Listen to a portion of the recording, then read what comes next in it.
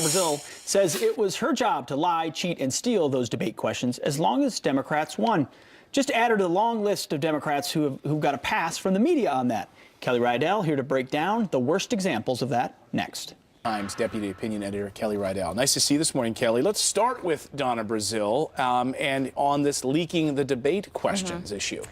Well, I mean, it's unbelievable. Here you have Donna Brazile admitting that she tampered with our election system, and this should be headlines everywhere, and instead it's crickets from the mainstream media. Not a story in the New York Times, not a story in the Washington Post, not a story at CNN when she was a contributor, and she was caught twice leaking these questions, which caused them to fire her, not just once. One of the questions on Flint, Michigan, and another question about the death penalty, where the subject line on the email was, sometimes I get these questions in advance, and then here's one that Hillary Clinton might have problems with.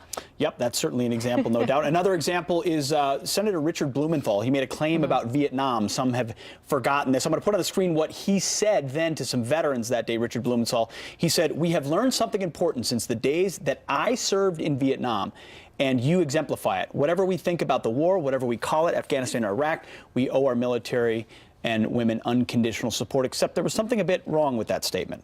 Oh yeah, I mean, he never served. It's unbelievable, but it's just another. They're pulling at the heartstrings of American, trying to make a political point without actually lying. I'm just flat out lying. Harry Reid on the Senate floor, when it came to Mitt Romney's tax returns, said that he hadn't paid his taxes in 10 years. It was a bald-faced lie, but he said it with such conviction. The news media believed him and reported it, and then a year later, after they won that election, oh yeah, it was a lie, but I'd do it again if I could.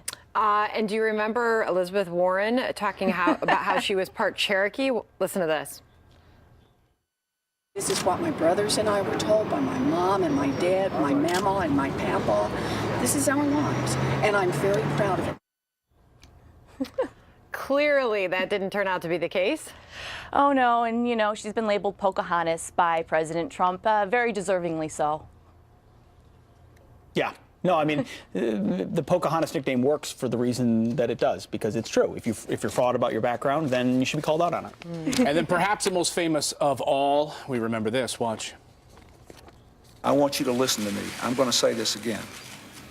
I did not have sexual relations with that woman, Miss Lewinsky. Indeed, I did have a relationship with Miss Lewinsky that was not appropriate.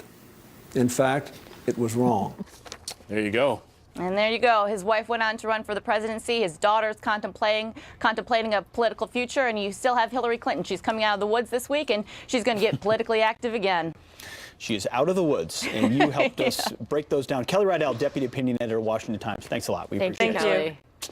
All right. A congressman booed at his town hall meeting for backing the troops. What? It's unbelievable.